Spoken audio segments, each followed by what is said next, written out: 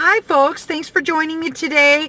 This video is titled, "A Lyft driver finds toddler wandering in the streets barefoot in the Santa Rosa storm." But also, I'm also including two more videos. One where an Uber and Lyft driver ends up he comes up missing, and then the other one, a Lyft driver ends up getting carjacked. So stay through to the end because I'm going to stick an extra special tip at the end just for you. Hi, I'm DriverLadyPro because I drive like a boss, but I try to stay classy like a lady. So guys, if you are a delivery person or if you do rideshare, you're in the right spot. This channel is devoted to helping you earn more and stay in the know about the current things going on in the rideshare and delivery industry. If you are new here, please make sure you hit that subscribe button and the little notification so you can get more content just like this. And if you're a returning buddy, please give me a thumbs up. Hi guys, so the first story that I have for you today is called "Lyft Driver Finds Toddler Wandering Barefoot in Santa Rosa Storm." Now the fella's name was Del Hendricks, and he posted his video on Facebook, and I will show you that in just a minute. But when I read the article, it told me that the baby was with a babysitter, and apparently the babysitter probably doesn't have a job anymore because the baby just wandered out the door, and at 10 p.m. at night, it was an 18-month-old baby, and it was walking around in the Roseland neighborhood and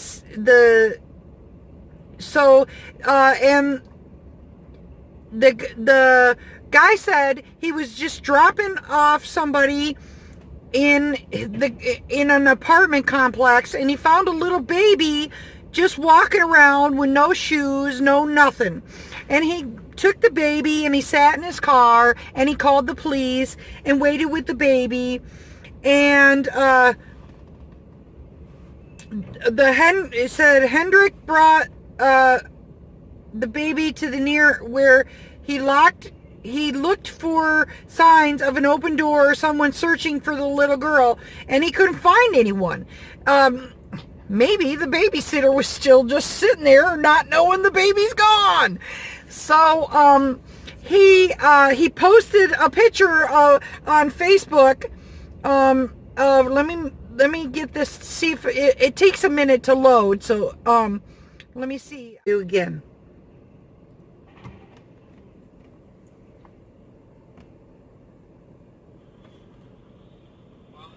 Dropping somebody off in this apartment complex. Found this little baby walking around, no shoes on, no nothing. Cops are on their way. So he posted that to Facebook. Of course, he got a lot of attention, I'm sure. So of course they commended him and said he's a hero, and good. That's some good news for once. I mean, it's not good that the baby was outside, but thank God for the Lyft driver.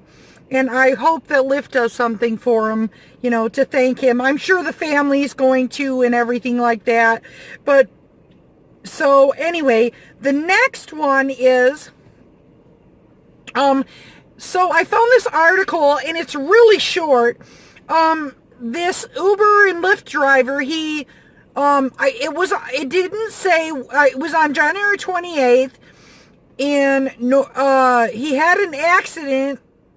He was in a car accident on January 28th in North Bergen, New Jersey. Okay? And he went home to his home in Bushwick. I don't know how far that is. I don't know. But he lived in Bushwick.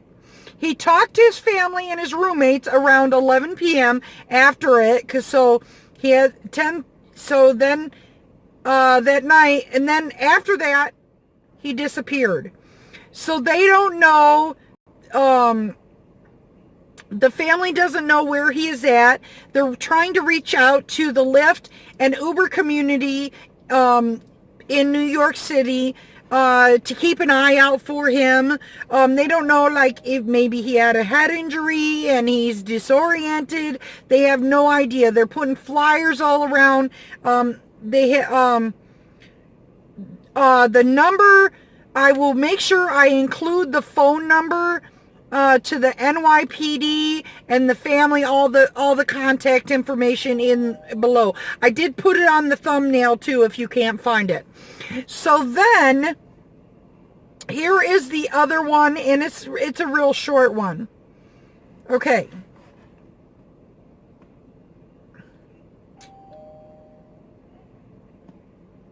It's loading. Give me a minute. So it was a Lyft driver, and he was carjacked by two guys. And it was in New York, called Deer Park.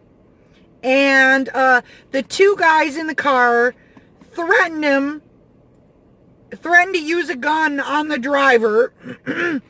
He didn't see a gun, but he just gave him his Hyundai. It was a Honda Civic.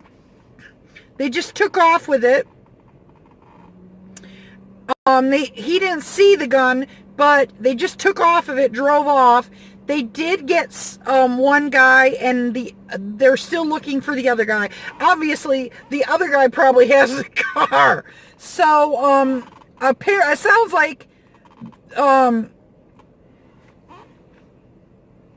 it sounds like, they have an idea what's going on, the police. Sometimes the police have no idea and they don't let on.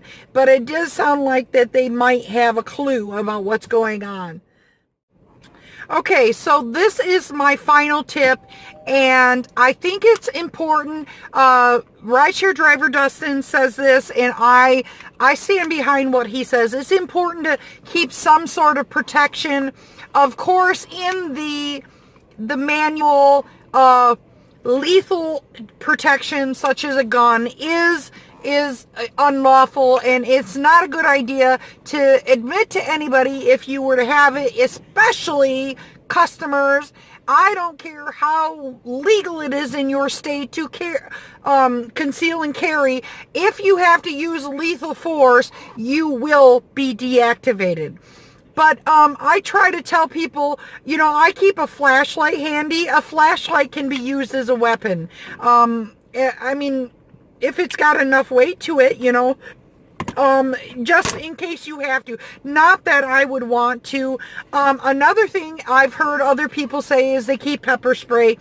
If you have to use pepper spray, please don't use it unless you absolutely have to. Remember, you could be deactivated for any reason, whatever reason. They could say you just sprayed them for no reason.